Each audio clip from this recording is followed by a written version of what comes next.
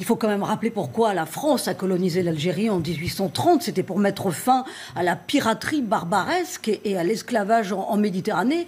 L'esclavage pratiqué à l'époque par les musulmans. Et à l'époque, en 1830, l'Algérie, c'était rien du tout. La France a construit des ponts, des routes, des hôpitaux. Emmanuel Macron, il faudrait peut-être qu'il tienne un petit peu ce discours plutôt que d'être dans l'autoflagellation et dans la repentance. Ah mais l'Algérie n'était rien avant d'avoir été une colonie. Non, c'est pas moi qui dis ça. C'est pas moi qui le dis, c'est une abrutie qui a appris l'histoire dans un livre de géographie et qui tenait absolument à nous apprendre qu'elle n'a rien appris. Je sais pas, quel mal lui a pris de prendre son intellect pour de l'esprit. Sa pensée en modèle réduit a toujours séduit tous les pauvres d'esprit. L'Algérie ne serait rien sans la France.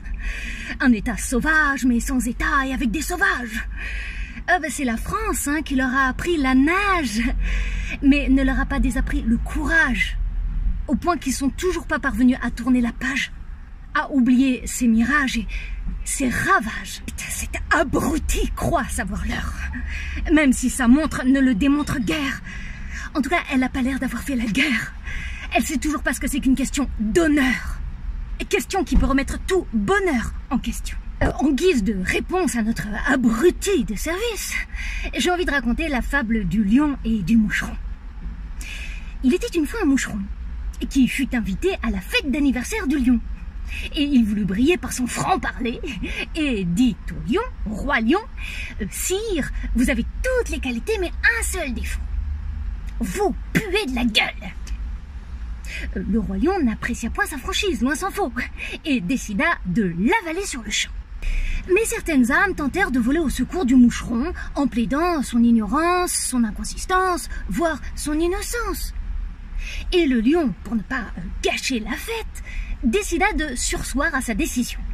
Et sans y renoncer définitivement, il remit l'exécution au lendemain, croyant que la nuit porterait conseil. Mais le lendemain, au réveil, c'était franchement pire que la veille. Donc il rappela le moucheron en lui disant « Le mot qui fait mal ne peut cesser de faire mal. Et on a beau dire que c'est le mot de la veille, sans lui, il n'y a plus de réveil. » Et il l'avala. Donc en deux mots pour clouer le bec à cet abruti, je préfère encore les barbares aux bâtards. Pas vous?